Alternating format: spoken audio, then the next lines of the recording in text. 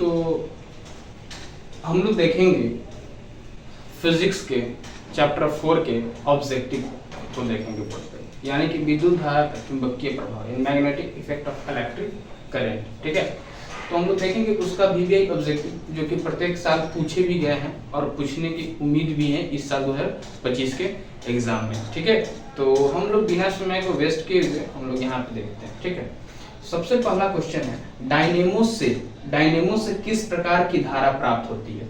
Dynamo से किस प्रकार की धारा प्राप्त होती है, तो इसका आंसर डायरेक्ट हम लोग देखते हैं। तो पहले ऑप्शन देखते हैं। ऑप्शन ए है दिष्ट धारा, बी है प्रतिवर्ती धारा, सी है ए और बी दोनों, डी है नन ऑफ दिस। तो इसका जो आंसर होगा वो क्या होगा, प्रतिवर्ती धारा। ठीक है, तो प्यारे बच्चों इसका आंसर क्या होगा, ऑप्शन नंबर डी इसका सही उत्तर होगा। ठीक है, फिर उसके बाद है विद्युत फ्यूज विद्युत धारा के किस प्रभाव पर कार्य करता है। विद्युत फ्यूज विद्युत धारा के किस प्रभाव पर कार्य करता है, तो ऑप्शन ए है उष्मीय, बी है चुंबकीय, सी है रासायनिक, डी है नॉन ऑब्जेक्ट। तो इसका जो आंसर होगा वो क्या होगा, उष्मीय, यानी कि विद्युत फ्यूज जो है वो विद्युत धारा के उष्मीय प्रभाव पे क्या करता है, वो कार्य करता है। ठीक है, नेक्स्ट है विद्युत धारा उत्पन्न करने की युक्ति को कहते हैं। ठीक है, ऑप्शन ए दें, बी गैल्वेनोमीटर, सी एमीटर, डी मोटर। तो प्यारों इसका ऑप्शन नंबर क्या है, ए इसका सही उत्तर है। ठीक है, फिर उसके बाद है लघुपतन के समय परिपथ में विद्युत धारा का मान। देखिए लघुपतन के समय यानी कि शॉर्ट सर्किट के समय, ठीक है, तो लघुपतन के समय परिपथ में विद्युत धारा का मान कम हो जाता है, स्थिर रहती है, बहुत अधिक बढ़ जाता है, तो निरंतर परिवर्तित होता रहता है। तो प्यारे बच्चों लघुपतन के समय परिपथ में विद्युत धारा का मान जो होता है ना वो काफी ज्यादा बढ़ जाता है, जिसके कारण क्या होता है, फ्यूज जो होता है वो क्या होता है, फ्यूज हो जाता है। ठीक है, तो प्यारे बच्चों इसका जो ऑप्शन नंबर सी इसका सही उत्तर हुआ, यानी कि बहुत अधिक बढ़ जाता है। ठीक है, तो आप लोग याद रखिएगा लघुपतन के समय परिपथ में विद्युत धारा का मान क्या होता है, बहुत अधिक बढ़ जाता है, जिसके कारण क्या होता है, फ्यूज जो होता है वो क्या होता है, फ्यूज हो जाता है। ठीक है, नेक्स्ट देखते हैं हम लोग। नेक्स्ट है विद्युत जनित्र का सिद्धांत आधारित है। तो प्यारे बच्चों ऑप्शन ए है विद्युत धारा के उष्मीय प्रभाव पर, बी है प्रेरित विद्युत धारा पर, सी है विद्युत चुंबकीय प्रेरण पर, डी है प्रेरक चुंबकत्व पर। तो प्यारे बच्चों इसका जो ऑप्शन नंबर क्या होगा, ऑप्शन नंबर होगा इसका सी होगा, यानी कि विद्युत चुंबकीय प्रेरण पर। ठीक है, उसके बाद है फ्लेमिंग के वाम हस्त नियम में अंगूठा किसकी दिशा को संकेत करता है। फ्लेमिंग के वाम हस्त नियम में अंगूठा किसकी दिशा को संकेत करता है। ऑप्शन ए है धारा, बी है चुंबकीय क्षेत्र, सी है बल, डी है नॉन ऑफ दिस। तो इसका क्या होगा, ऑप्शन नंबर क्या होगा, सी इसका सही उत्तर है, यानी कि फ्लेमिंग के वाम हस्त नियम में जो अंगूठा जो जिस दिशा को निर्धारित करती है वो क्या होता है, बल होता है। ठीक है, तो प्यारे बच्चों ये आपका क्या हो गया, आपका ऑब्जेक्टिव है। ठीक है, फिर हम लोग आगे देखते हैं। तो हम लोग देखते हैं आगे। ठीक है, विद्युत चुंबकन बनाने के लिए प्रायः किस प्रकार के छड़ का उपयोग होता है। ऑप्शन ए है इस्पात, बी है पीतल, सी है नरम लोहा, डी है नॉन ऑप्टिक, यानी कि इनमें से कोई नहीं। तो इसका जो उत्तर होगा वो क्या होगा, नरम लोहा, यानी कि विद्युत चुंबकन बनाने के लिए प्रायः नरम लोहा का क्या किया जाता है, उपयोग किया जाता है। ठीक है, फिर उसके बाद है विद्युत चुंबकीय प्रेरण की खोज किसने की थी।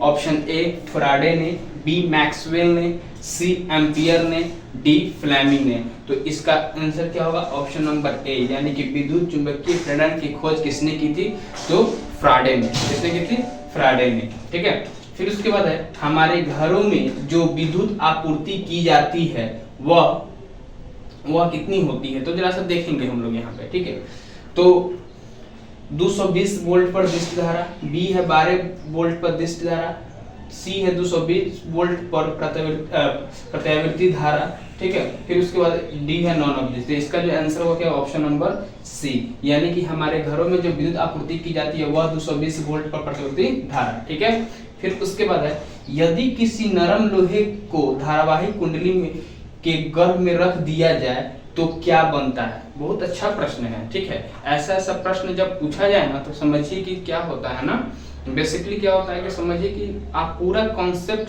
से आप पढ़े होंगे, खूब बढ़िया से अच्छा से डीपली से पढ़े, पूरा बुक को थ्रोली पढ़े होंगे, कॉन्सेप्ट आपका पूरा क्लियर हुआ, तभी ये सब क्वेश्चन क्या होता है आपसे सॉल्व होगा। और जानते हैं सबसे बड़ी मतलब मैटर ये करता है ना कि टीचर क्या पढ़ाते हैं, मतलब आप क्या पढ़ते हैं, ये बहुत फर्क होता है, ठीक है कि नहीं। आप खुद से पहले बुक को रीड आउट कीजिएगा ना, तब आपको पता चलेगा कि हाँ हमको कितना, तब टीचर से आप जाइए क्लास में पढ़ने, तब आपको समझ में आएगा कि हाँ कितना मतलब समझ में आ रहा है, कितना हमारा कॉन्सेप्ट क्लियर हो जा रहा है आपका। ये चीज बहुत अच्छा मूल मंत्र है। और हम देखिए, हम नहीं बोलते हैं कि ऑब्जेक्टिव को रटिए, ये से क्या होगा, इस ऐसा बात थोड़ी है कि देखिए बेसिकली जो क्या होता है अधिकतर बच्चे रटते ही हैं, है कि नहीं। तो हम क्यों ना उस किताब को बढ़िया से पढ़ ले, है कि नहीं, ताकि हम उससे इसका आंसर इसका क्वेश्चन प्रैक्टिस कर ले, है कि नहीं। तो ये ज्यादा इंपॉर्टेंट है कि नहीं प्यारे बच्चों। तो कोशिश ये करना है ना कि आपको बुक को ना अच्छा से पढ़ना है कि नहीं। बुक को अच्छे से पढ़िएगा तभी ना जाके कॉन्सेप्ट क्लियर होगा, है कि नहीं। ये बहुत अच्छा प्रश्न है, ये जो प्रश्न है ये बहुत अच्छा प्रश्न है। देखिए, यदि किसी नरम लोहे को धारावाही कुंडली के गर्भ में रख दिया जाए तो क्या बनता है। तो ऑप्शन ए है सामान्य चुंबक, बी है विद्युत चुंबक, सी है कोई चुंबकीय नहीं बनेगा, डी है कोई चुंबक नहीं बनेगा, डी है नॉन ऑफ दिस।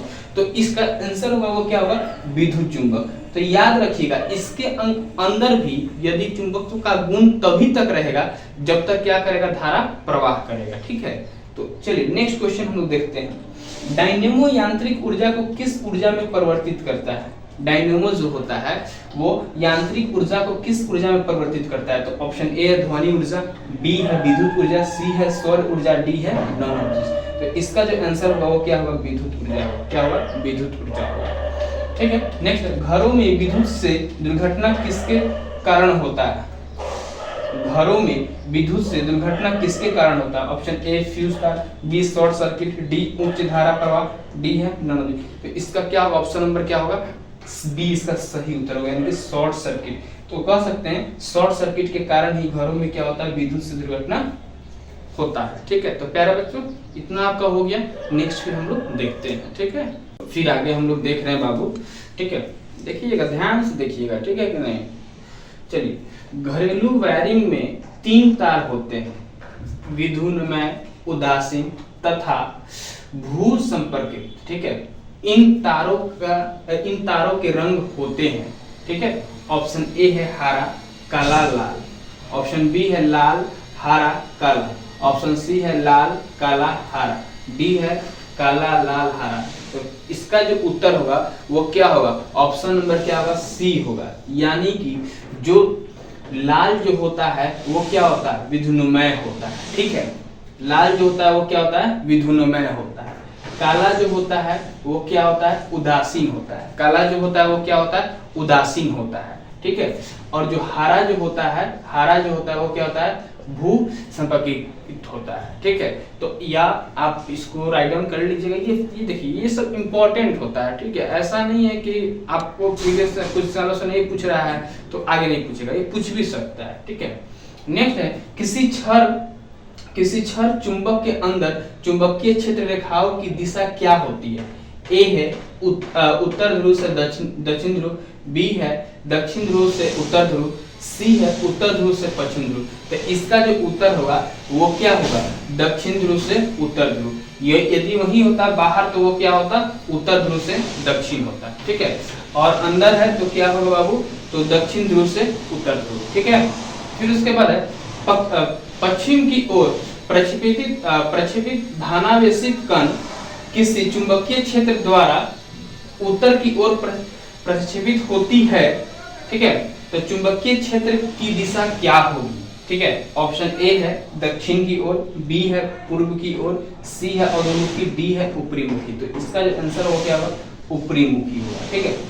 किसी विद्युत धारावाही सीधी लंबी परिनालिका के भीतर चुंबकीय क्षेत्र, ऑप्शन ए 0 होता है, बी सिरे पर घटता है, सी सिरे पर बढ़ता है, डी सभी बिंदुओं पर समान होता है। तो प्यारे इसका जो आंसर होगा क्या होगा, ऑप्शन नंबर डी होगा। यानी कि इसका किसी विद्युत धारावाही सीधी लंबी परिनालिका के भीतर चुंबकीय क्षेत्र क्या होता है, सभी बिंदुओं पर समान होता है। सभी बिंदुओं पर क्या होता है, समान होता है, ठीक है। इस पर किसी विद्युत धारावाही चालक तार द्वारा उत्पन्न चुंबकीय क्षेत्र की दिशा निर्धारित करने के लिए निम्नलिखित में कौन सहायक है। निम्नलिखित में कौन सहायक है?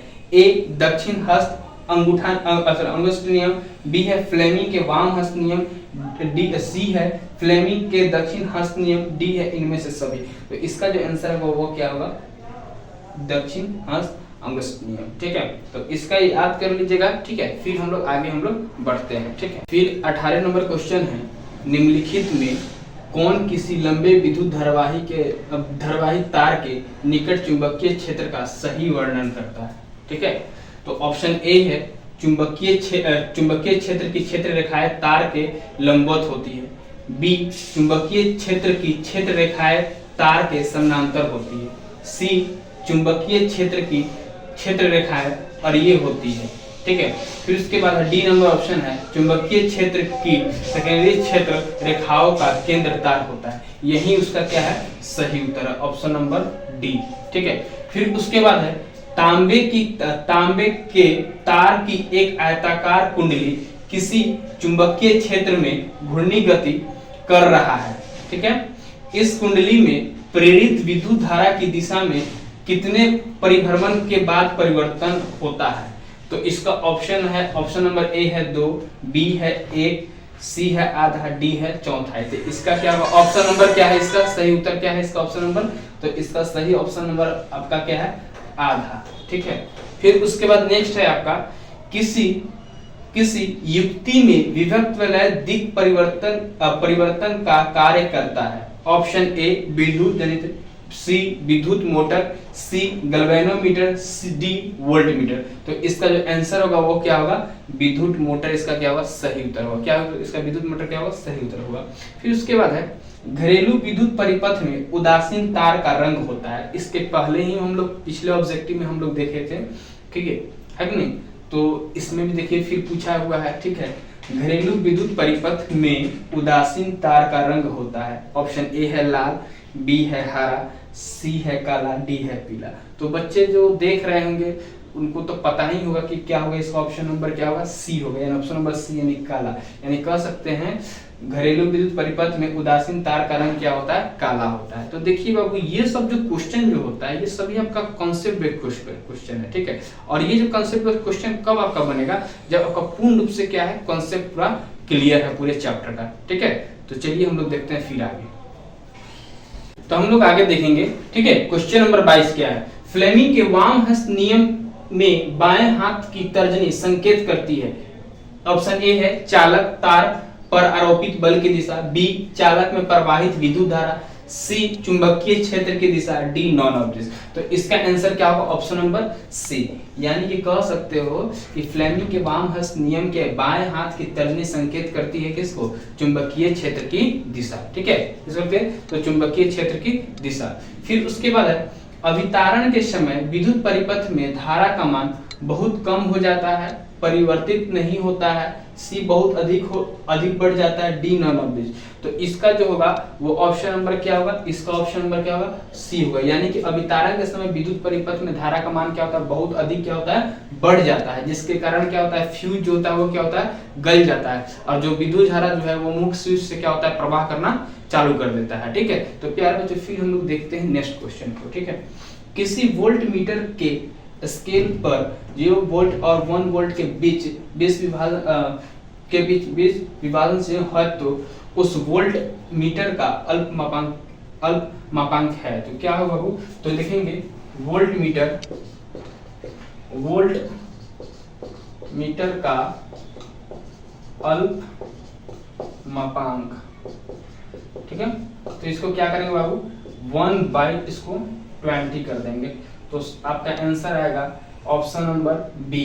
यानी कि ऑप्शन नंबर बी क्या होगा? 0.05 भी इसका आपका उत्तर होगा। ठीक है, चलिए नेक्स्ट फिर हम लोग देखते हैं बाबू, अगर बाएं हाथ की तर्जनी मध्यमा अंगूठे को इस प्रकार फैलाए कि तीनों एक दूसरे पर लंब हो तथा तर्जनी चुंबकीय क्षेत्र की दिशा मध्यमा चालक में प्रवाहित विद्युत धारा की दिशा की ओर संकेत करे तो क्या? तो देखिएगा, अब देखिए सबसे बड़ी बात है इसका ऑप्शन देखेंगे। सबसे पहले इसका ऑप्शन क्या है? ऑप्शन नंबर ए है आरोपित बल की दिशा की ओर संकेत करेगा, बी है आरोपित बल की किसी भी दिशा की ओर संकेत करेगा, सी है आरोपित बल के विपरीत दिशा की ओर संकेत करेगा। डी है किसी बल और क्षेत्र की किसी भी दिशा की ओर संकेत करेगा। देखिए फ्लेमिंग के बाएं के नियम के अनुसार, ठीक है, फ्लेमिंग के बाएं नियम के अनुसार अंगूठा आरोपित बल की दिशा की ओर संकेत करेगा। ठीक है, तो तो कह सकते हो बाबू कि जो फ्लेमिंग के बाएं नियम के अनुसार अंगूठा आरोपित बल की दिशा की ओर संकेत करेगा। ठीक है, फिर उसके बाद नेक्स्ट क्वेश्चन है विद्युत ऊर्जा का व्यापारिक मात्रक क्या है। ए है वाट, बी है वाट घंटा, सी है यूनिट, डी है नॉन ऑफ दिस। यानी कि विद्युत ऊर्जा का व्यापारिक मात्रक क्या होता है, तो यूनिट होता है। क्या होता है उसका, यूनिट होता है। ठीक है, ये चीज हो गया। तो बाबू ये सब आपका इंपॉर्टेंट ऑब्जेक्टिव है। फिर हम लोग देखते हैं नेक्स्ट। ठीक है, ये हम लोग नेक्स्ट देखते हैं विद्युत मोटर परिवर्तित करता है। ऑप्शन ए है यांत्रिक ऊर्जा को विद्युत ऊर्जा में, बी है रासायनिक ऊर्जा को विद्युत ऊर्जा में, सी है विद्युत ऊर्जा को रासायनिक ऊर्जा में, डी है विद्युत ऊर्जा को यांत्रिक ऊर्जा में। तो यानी कि विद्युत मोटर परिवर्तित करता है क्या, विद्युत ऊर्जा को यांत्रिक ऊर्जा में। यानी कह सकते हो बाबू विद्युत मोटर परिवर्तित करता है विद्युत ऊर्जा को यांत्रिक ऊर्जा में। ठीक है, ये आपका हो गया। नेक्स्ट है बैटरी से किस प्रकार की धारा प्राप्त होती है। बैटरी से किस प्रकार की धारा प्राप्त होती है, ये आपका क्वेश्चन है। बैटरी से किस प्रकार की धारा प्राप्त होती है। ऑप्शन ए है प्रत्यावर्ती धारा, बी है दिष्ट धारा, सी है ए और बी दोनों, डी है नन ऑफ दिस। तो इसका जो आंसर होगा वो क्या होगा, ऑप्शन नंबर बी। यानी कि बैटरी से हमें किस प्रकार की धारा प्राप्त होती है, तो दिष्ट धारा प्राप्त होती है। फिर उसके बाद है स्विच लगाए जाते हैं उल्टे तार में, बी है गर्म तार में, सी है भूयोजित तार में, डी है नॉन ऑफ दिस। तो इसका आंसर क्या होगा, गर्म तार में। स्विच लगाए जाते हैं गर्म तार में। ठीक है, फिर इसके बाद भारत में उत्पादित प्रत्यावर्ती विद्युत धारा की आवृत्ति है। तो इसका जो आंसर होगा वो क्या होगा, 80 हर्ट्ज, 70 हर्ट्ज और 60 हर्ट्ज और 50 हर्ट्ज। इसका जो आंसर होगा वो क्या होगा, 50 हर्ट्ज। यानी कि ऑप्शन नंबर डी इसका सही उत्तर होगा। ठीक है, तरंग दैर्घ्य को सामान्यतः व्यक्त किया जाता है। तरंग दैर्घ्य को सामान्यतः व्यक्त किया जाता है हर्ट्ज में। किसमें, हर्ट्ज में। ठीक है, फिर उसके बाद है नेक्स्ट है विद्युत धारा के चुंबकीय प्रभाव की खोज किसने किया था। विद्युत धारा के चुंबकीय प्रभाव का खोज किसने किया था। तो ऑप्शन ए है फैराडे, बी है एम्पियर, सी है बोर, डी है ऑस्टेड। यानी कि विद्युत धारा के चुंबकीय प्रभाव की खोज ऑस्टेड ने किया था। किसने किया था, ऑप्शन नंबर डी यानी कि ऑस्टेड ने किया था। इसके बाद चुंबकीय फ्लक्स का एसआई मात्रक है। चुंबकीय फ्लक्स का एसआई मात्रक है तो क्या होगा, वेबर। यानी कि चुंबकीय फ्लक्स का एसआई मात्रक क्या होता है, वेबर होता है। ठीक है, तो नेक्स्ट हम लोग देखते हैं। ठीक है, चलिए तो फिर हम लोग क्वेश्चन नंबर 34 देखेंगे। क्या है क्वेश्चन, लघुपतन के समय परिपथ का प्रतिरोध परिवर्तित नहीं होता, बी बहुत कम हो जाता, सी बहुत अधिक बढ़ जाता, डी नॉन ऑफ दिस। तो इसका आंसर होगा क्या होगा, ऑप्शन नंबर क्या होता है, बहुत, बी होगा यानी बहुत कम हो जाता है। लघुपतन के समय परिपथ का प्रतिरोध क्या होता है, बहुत कम हो जाता है। ठीक है, फिर उसके बाद है घरेलू वैद्युत परिपथ में प्रत्यावर्ती धारा का आवृत्ति होती है। तो कितनी होती है, तो 50 हर्ट्ज। इस तरह हमने आपका टोटल 35 ऑब्जेक्टिव जो कि फिजिक्स के यानी कि भौतिकी क्लास 10th के बिहार बोर्ड के लिए काफी ज्यादा इंपॉर्टेंट है और आशा उम्मीद करते हैं कि ये वीडियो बच्चों आप लोग देखेंगे। ठीक है, थैंक यू।